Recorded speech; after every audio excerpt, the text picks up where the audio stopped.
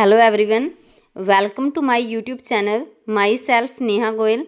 Guys इस channel ते आपां मास्टर कैडर साइंस की तैयारी करांगे क्योंकि जदों मैं मास्टर कैडर दी साइंस की तैयारी खुद स्टार्ट की तो मैं खुद रियलाइज़ किया कि प्रॉपर गाइडेंस यूट्यूब ते बहुत ज़्यादा घट है। तो जे आप कोचिंग सेंटर्स की गल करिए तो ऑलमोस्ट कोचिंग सेंटर अजकल अपने अपने पेड बैचेस ही चला रहे हैं तो फीस बहुत ज़्यादा होंगी है ना कि नॉर्मल एक स्टूडेंट नहीं भर सकते।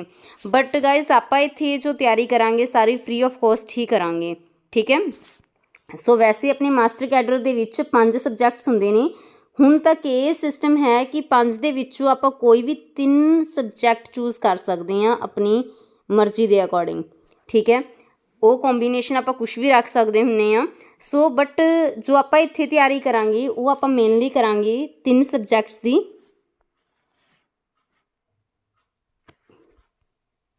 Zoology, botany and chemistry. मीनस आप इस कॉम्बीनेशन दे विच तैयारी करांगे, ठीक है। आप साइंस के 3 सबजैक्ट्स की फुल तैयारी करांगे। इत्थे जूलॉजी दे विच आपां हुण कुछ डे फिक्स किए हैं कि डेज वाइज ही सानू रिकॉर्डिड क्लासिस प्रोवाइड कीतियां जाणगियां। सो जो जूलॉजी की क्लासिस आपां नूं मिलणगियां वीक दे first day, third day and fifth day. Botany की क्लासिस मिलणगियां guys second day, fourth day and sixth day. And chemistry 2 days रहूगी वीक दे विच फर्स्ट एंड फोर्थ डे, ठीक है। हुण जिवें कि जूलॉजी वाले बच्चे ने वो 3 दिन बिजी रहणगे। सो 3 दिन उन्हां दी मतलब जो फ्री डेज होणगे उन्हां दे विच उन्होंने क्वेश्चनस प्रोवाइड किए जाएंगे। सो क्वेश्चनस की तैयारी वो पेंडिंग डेज के कर सकते हैं। सो हजे वैसे इन्हों की वैकेंसीज अनाउंस नहीं हुई है, बट जो आप हुणी तो तैयारी शुरू करते हैं तो जो तक वैकेंसीज आनियां ने उद तक आप अपना सिलेबस कंप्लीट कर सकते हैं। सो टाइम वेस्ट ना करते हुए आप सिलेबस डिस्कस करते हैं। वैसे जो आप सिलेबस डिस्कस करन चाह रहे हैं ये सिलेबस मास्टर कैडर 2022 का है। जिमें ही क्योंकि हजे कोई वैकेंसीज नहीं आई सो आप नहीं कह सकते कि सिलेबस के कुछ चेंज होना है या नहीं। बट वैसे मोस्ट प्रोबेबली यही होंगे कि सिलेबस ज़्यादा चेंज देखने में नहीं मिलूगा। मोस्ट प्रोबेबली जो होंगे भी है तो 5 तो 10% बाई चांस मिलता है तो आप बाद देख लाँगे। बट जो अपने को है सिलेबस 95% वो तो आप कवर करिए। सो जूलॉजी के जो आप फर्स्ट यूनिट कवर करांगे that is diversity in living world, okay. So जो सिलेबस है आप एक बारी PDF मैं सूँ ये शेयर कर दूँगी।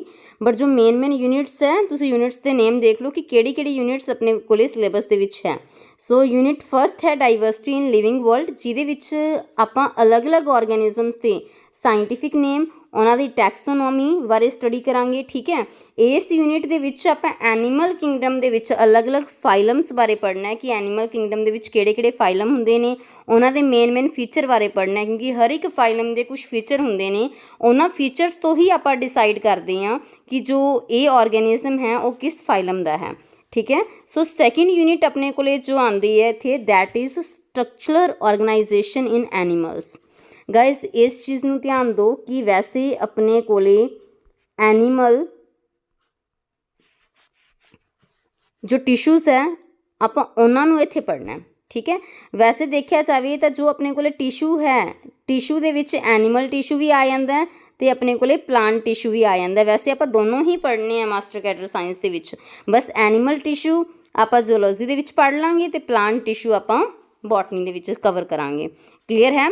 इस तो इलावा आप इत्थे कुछ होर टॉपिक्स भी पढ़ने हैं specially earthworm, frog and insect के स्पैशली कॉकरोच बारे, ठीक है। इन्हां दे प्रॉपर आप स्टडी करना है इन्हां दे हर टाइप के सिस्टम बारे, चाहे वह डाइजेस्टिव सिस्टम है, चाहे रेस्पिरेटरी सिस्टम है, चाहे नर्वस सिस्टम है तो चाहे रिप्रोडक्टिव सिस्टम है।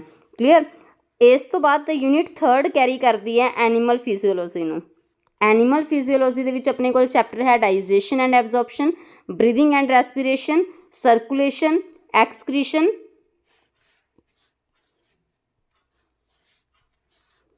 Neural control and coordination, chemical control and coordination. वैसे देखो ਆਪਾਂ ਨੂੰ ਪਤਾ ਹੈ ਕਿ ਕੰਟਰੋਲ ਐਂਡ ਕੋਆਰਡੀਨੇਸ਼ਨ ਦੇ ਵਿੱਚ ਆਪਣੇ ਕੋਲੇ ਆਪਾਂ ਇਹ ਦੇਖਣਾ ਕਿ ਆਪਣੀ ਬੋਡੀ ਨੂੰ ਕਿਹੜੇ ਸਿਸਟਮ ਨੇ ਜਿਹੜੇ ਕੰਟਰੋਲ ਕਰ ਰਹੇ ਨੇ, ਠੀਕ ਹੈ। ਤੇ ਉਹਦੇ ਵਿੱਚ ਇੱਕ ਤਾਂ ਆਪਾਂ ਪੜ੍ਹਦੇ ਹਾਂ ਨਰਵਸ ਸਿਸਟਮ, ਸੋ ਉਹਨੂੰ ਆਪਾਂ ਪੜਾਂਗੇ ਨਿਊਰਲ ਕੰਟਰੋਲ ਐਂਡ ਕੋਆਰਡੀਨੇਸ਼ਨ ਦੇ ਵਿੱਚ। ਦੂਸਰਾ ਆਪਣੀ ਬੋਡੀ ਨੂੰ ਕੰਟਰੋਲ ਐਂਡ ਕੋਆਰਡੀਨੇਸ਼ਨ ਦੇ ਵਿੱਚ ਹੈਲਪ ਕਰਦੇ ਨੇ ਹਾਰਮੋਨਸ, ठीक है। सो हार्मोन्स मीनस एंडोक्राइन सिस्टम जो आप पढ़ना है कैमिकल कंट्रोल एंड कोऑर्डिनेशन दे विच। क्लीयर है सब नूं इन्ना। एंड नैक्सट यूनिट है अपने कोले 4th unit, that is reproductive unit. So 4th unit reproduction, जिहदे विच आपां human reproduction and reproductive health बारे स्टडी करना। क्लीयर। यूनिट 5th कैरी करती है cell biology, genetics and evolution. So ਇਹਦੇ ਵਿੱਚ ਆਪਾਂ ਸਭ ਤੋਂ ਪਹਿਲਾਂ ਪੜ੍ਹਨਾ ਬਾਇਓਮੋਲੀਕਿਊਲਸ ਬਾਰੇ, ਜਿਹਦੇ ਵਿੱਚ ਆਪਾਂ ਕਾਰਬੋਹਾਈਡਰੇਟ, ਲਿਪਿਡਸ, ਪ੍ਰੋਟੀਨ, ਨਿਊਕਲੀਕ ਐਸਿਡ ਇਹਨਾਂ ਸਭ ਬਾਰੇ ਪੜ੍ਹਨਾ ਹੈ, ਇੰਜ਼ਾਈਮਸ ਬਾਰੇ ਪੜ੍ਹਨਾ ਹੈ। ਸੈਕਿੰਡ ਆਪਣੇ ਕੋਲੇ ਜੋ ਚੈਪਟਰ ਆਉਂਦਾ ਇਹਦੇ ਵਿੱਚ ਆਉਂਦਾ ਹੈ cell the fundamental unit of life, ਜਿਹਦੇ ਵਿੱਚ ਆਪਾਂ ਸੈੱਲ ਥਿਊਰੀ ਬਾਰੇ ਪੜ੍ਹਨਾ ਹੈ, ਸੈੱਲ ਦੀ ਡਿਸਕਵਰੀ ਕਿਵੇਂ ਹੋਈ, ਸੈੱਲ ਦੇ ਵਿੱਚ ਕੀ ਕੰਪੋਜੀਸ਼ਨ ਹੈ ਨਾ, ਉਹਨਾਂ ਦੇ ਫੰਕਸ਼ਨਸ ਕੀ ਨੇ ਅਲੱਗ-ਅਲੱਗ ਸੈੱਲ ਆਰਗੇਨੇਲਿਜ਼ ਦੇ। ਆਫਟਰ ਦੈਟ ਆਪਾਂ ਇਹਦੇ ਵਿੱਚ ਸੈੱਲ ਡਿਵੀਜ਼ਨ ਬਾਰੇ ਵੀ ਪੜਾਂਗੇ, ਚਾਹੇ ਉਹ ਮਾਈਟੋਸਿਸ ਦੇ ਥਰੂ ਹੋ ਰਿਹਾ ਚਾਹੇ ਮਿਓਸਿਸ ਦੇ ਥਰੂ ਹੋ ਰਿਹਾ। ਕਲੀਅਰ। ਆਫਟਰ ਦੈਟ ਇਸੇ ਯੂਨਿਟ ਦੇ ਵਿੱਚ ਜੋ ਆਪਣੇ ਕੋਲ ਚੈਪਟਰ ਹੈ ਹੈਰੀਡਿਟੀ ਐਂਡ ਇਵੋਲਿਊਸ਼ਨ। ਇਹ ਯੂਨਿਟ ਗਾਇਜ਼ ਬਹੁਤ ਜ਼ਿਆਦਾ ਇੰਪੋਰਟੈਂਟ ਹੈ ਕਿਉਂਕਿ ਇਹ ਬੋਟਨੀ ਦੇ ਵਿੱਚ ਵੀ ਆਉਣੀ ਹੈ ਅਤੇ ਜੂਲੌਜੀ ਦੇ ਵਿੱਚ ਵੀ। ਮੋਸਟ ਆਫ ਦੀ ਸਿਲੇਬਸ ਹੈ, ਕਾਮਨ ਵੀ ਹੈ। ਸੋ ਇਹਨਾਂ ਯੂਨਿਟਸ ਨੂੰ ਕਰਕੇ ਆਪਾਂ ਦੋਨੋਂ ਸਾਈਡ ਫਾਇਦਾ ਲੈ ਸਕਦੇ ਹਾਂ। ਅਤੇ ਨੈਕਸਟ ਚੈਪਟਰ ਹੈ ਮੋਲੀਕੂਲਰ ਬੇਸਿਸ ਆਫ ਇਨਹੈਰੀਟੈਂਸ, ਜਿਹਦੇ ਵਿੱਚ ਆਪਾਂ DNA RNA ਬਾਰੇ ਪੜ੍ਹਨਾ ਹੈ ਨਾ। DNA ਰੈਪਲੀਕੇਸ਼ਨ ਕਿਵੇਂ ਹੁੰਦੀ ਹੈ, ਸੈਂਟਰਲ ਡੋਗਮਾ ਕੀ ਹੈ, ਟਰਾਂਸਕ੍ਰਿਪਸ਼ਨ ਕੀ ਹੈ, ਜੈਨੇਟਿਕ ਕੋਡ ਹੁੰਦੇ ਕਿਵੇਂ ਨੇ, है ना, जेनेटिक जो जीन एक्सप्रेशन है, जिनोम है, DNA फिंगर प्रिंटिंग है, बहुत सारे टॉपिक्स ने जो आप इस यूनिट के विच कवर करने हैं। एंड नैक्सट है इवोल्यूशन। तो इवोल्यूशन वाली यूनिट है ये आप बॉटनी के विच भी कवर करांगे तो इत्थे भी कवर करांगे। काफ़ी इंपॉर्टेंट यूनिट है एग्जामिनेशन पॉइंट ऑफ व्यू के नाल। सो नैक्सट यूनिट है अपनी unit 6th, that is human welfare, biology and human welfare. So देखो ये आप स्पैशली माइक्रो ऑर्गेनिजम्स बारे पढ़ना है, ठीक है। देखो माइक्रो ऑर्गेनिज्म है जो माइक्रोब्स ने वो अपने लिए फायदेमंद भी होंगे ने तो अपने लिए नुकसानदायक भी होंगे ने। मीनस उन्होंने पॉजिटिव इंपैक्ट भी है तो नैगेटिव इंपैक्ट भी। सो पॉजिटिव इंपैक्ट मीनस आप पढ़ांगे माइक्रोब्स इन ह्यूमन वैलफेयर दे विच, ते नैगेटिव इंपैक्ट आप पढ़ांगे कि ह्यूमन हैल्थ एंड डिसीज़ की जो ह्यूमन बींग्स नू जो डिसीज़ हो रही ने, चाहे किसी भी ऑर्गेनिज्म नू जो डिसीज़ हो रही ने वो माइक्रोब्स की वजह तो हो रही ने। इट मीनस माइक्रोब्स हार्मफुल है। सो नैगेटिव इंपैक्ट आप सारे पढ़ांगे हैल्थ एंड डिसीज़ दे विच। क्लीयर है। इस तो इलावा एक अपने को चैप्टर होर भी है इस यूनिट के विच, इंप्रूवमेंट इन फूड प्रोडक्शन। ये चैप्टर है जो बॉटनी दे विच भी है, मतलब इस चैप्टर के कुछ एक पॉइंट्स आप जूलॉजी दे विच डिस्कस करांगे तो कुछ एक आप बॉटनी दे विच डिस्कस करांगे। सो ये चैप्टर दोनों साइड ही है, बॉटनी च भी एंड जूलॉजी च भी। Clear. And after that guys next unit है अपनी unit 7th, that is biotechnology and its application. इस यूनिट के विच आप बायोटैक के प्रिंसीपल्स, ठीक है, और प्रोसैसिस एंड बायोटैक दी एप्लीकेशनस बारे पढ़ांगे कि कित्थे कित्थे बायोटैक डेली रूटीन दे विच यूज़ हो रही है। Okay. And last unit zoology दी जो है अपने सिलेबस दे विच वो है ecology and environment. Means total zoology दे विच अपने कोले 8 यूनिट्स ने एंड इस यूनिट दे विच 4 चैप्टर्स ने। फर्स्ट है organism and environment, second chapter है इकोसिस्टम, थर्ड चैप्टर है biodiversity and conservation and fourth chapter environmental issues. काफ़ी स्कोरिंग यूनिट है क्योंकि चारों के चारों चैप्टर्स ही बहुत ईजी ने। तो सैकेंड थिंग कि वह दोनों सबजैक्ट्स के विच आ रहे हैं। सो एक जगह कवर करांगे दूजी जगह आपे ही हो जाने हैं, ठीक है। सो इत्थे अपना टाइम सेव हो जाना है। सो नैक्सट हुण ये सीगा जूलॉजी का सिलेबस जिहदे विच अपने कोले टोटल 8 यूनिट्स ने, ठीक है जी। आफ्टर दैट हुण आपां देखांगे बॉटनी का सिलेबस। बॉटनी दे विच फर्स्ट यूनिट है अपनी diversity in the living world. इहदे विच आपां प्लांट किंगडम बारे स्टडी करना है। ठीक है, सो plant kingdom they which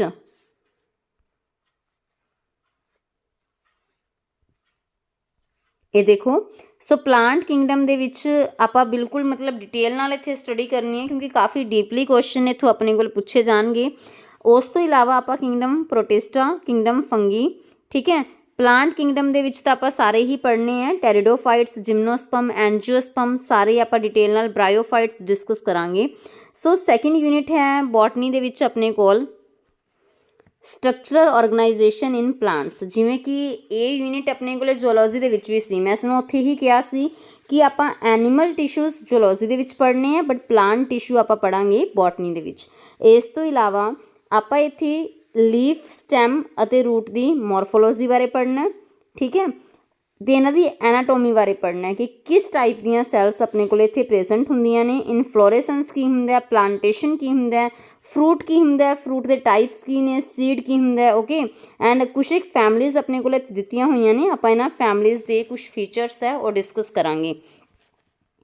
after that third unit है प्लांट फिजियोलॉजी के रिगार्डिंग। सो प्लांट फिजियोलॉजी के विच जो अपने को चैप्टर्स ने, transportation in plants, second chapter है मिनरल न्यूट्रिशन, थर्ड है मेटाबॉलिज्म, फोर्थ चैप्टर है फोटोसिंथेसिस, फिफ्थ है अपने को रेस्पिरेशन। ओके, सो नैक्सट चैप्टर है प्लांट ग्रोथ एंड डेवलपमेंट, जिहदे विच आपां अलग अलग हार्मोन्स बारे डिस्कस करांगे। एंड नैक्सट है प्लांट मूवमेंट्स। क्लीयर है। सो फोर्थ यूनिट है रिप्रोडक्शन। सो रिप्रोडक्शन दे विच अपने कोल टोटल 4 चैप्टर्स ने, 2 चैप्टर्स जूलॉजी दे विच कवर हो गए एंड 2 चैप्टर इत्थे बॉटनी दे विच कवर हो गए ने। सो नैक्सट यूनिट फिफ्थ है। यूनिट फिफ्थ दे विच cell biology, genetics and evolution, जिमें कि आप पहला ही डिस्कस कर चुके हैं कि जूलॉजी दे विच भी यह सेम यूनिट है। सो सेम यूनिट अपने को इत्थे बॉटनी दे विच भी पई है। सो बहुत वड्डा पार्ट इत्थे कवर हो जाता है। हैरिडिटी एंड वेरीएशन भी है। ठीक है, ये सैल वाला चैप्टर भी एज इट इज़ है एंड बायोमोलीक्यूल्स भी एज इट इज़ है। उस तो बाद मॉलिकुलर बेसिस ऑफ इनहेरिटेंस, ये भी जूलॉजी दे विच भी सी ते बॉटनी दे विच भी है। सो इवोल्यूशन ये भी उत्थे सी ते ये वाला पार्ट इत्थे भी है। सो इकोसिस्टम वाली unit cell biology as it is दोनों दे विच है। After that biology and human welfare, देखो human health and disease and microbes in human welfare, ये चैप्टर जूलॉजी दे विच सी। But improvement in food production, जिमें कि मैं तुहानूं दस्सिया सी कि उहदा कुछ एक हिस्सा बॉटनी दे विच है तो कुछ एक पार्ट अपने को जूलॉजी दे विच भी है। क्लीयर है। तो यूनिट 6 बहुत छोटी है इत्थे। एंड आफ्टर दैट है यूनिट 7th, जिहदे विच आपां बायोटैक्नोलॉजी एंड इट्स एप्लीकेशन, ये यूनिट जूलॉजी दे विच भी है। Clear. And last unit as it is बहुत सारा पार्ट कॉमन है, इकोलॉजी एंड इन्वायरमेंट। ठीक है, चारों दे चारों चैप्टर एज इट इज़ पए ने। क्लीयर। सो इत्थे अपना बॉटनी वाला पार्ट भी कवर हो जाता है। तो टोटल ये भी कितनी यूनिट्स ने, 8 यूनिट्स ने। सो 8 यूनिट ही अपने कोल किहदे विच सी,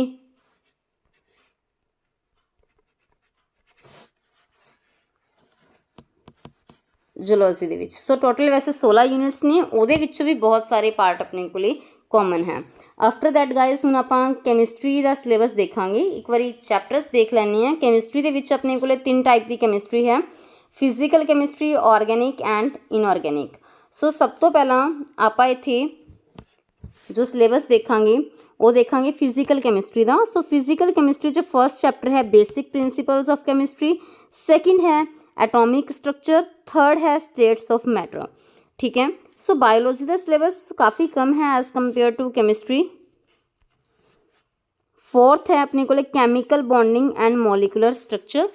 फिफ्थ यूनिट है basic principle and applications of spectroscopy.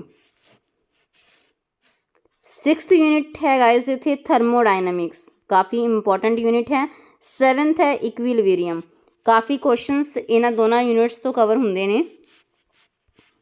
So next unit जो फिजिकल कैमिस्ट्री के अंडर आती है that is redox reaction and electrochemistry. 9th unit है केमिकल काइनेटिक्स, 10th यूनिट है surface chemistry and 11th unit है solid state, 12th है concepts of catalysis. Clear. 13th unit है guys इत्थे अपने कोले सोल्यूशन, जो कि लास्ट यूनिट है किदी फिजिकल कैमिस्ट्री दी। सो अपने कोले इत्थे टोटल 13 चैप्टर्स ने या 13 आप यूनिट्स कह सकते हैं। क्लीयर है। सो इनऑर्गेनिक कैमिस्ट्री दे विच फर्स्ट है अपने कोले chemical periodicity, second general principle and process of isolation of metals, third है इत्थे अपने कोले unit hydrogen, fourth S block, fifth P block elements and sixth है डी एंड एफ। मीनस इत्थे अपने को पूरा पीरियोडिक टेबल के एलीमेंट्स बारे ही आप स्टडी करना है, क्योंकि अपने को एस ब्लॉक भी आ गया, पी ब्लॉक भी आ गया, डी एंड एफ ब्लॉक भी आ गया। क्लीयर है। नैक्सट जो यूनिट है ये coordination compounds and organometallic compounds, eighth है अपने को इन्वायरमेंटल टोटल।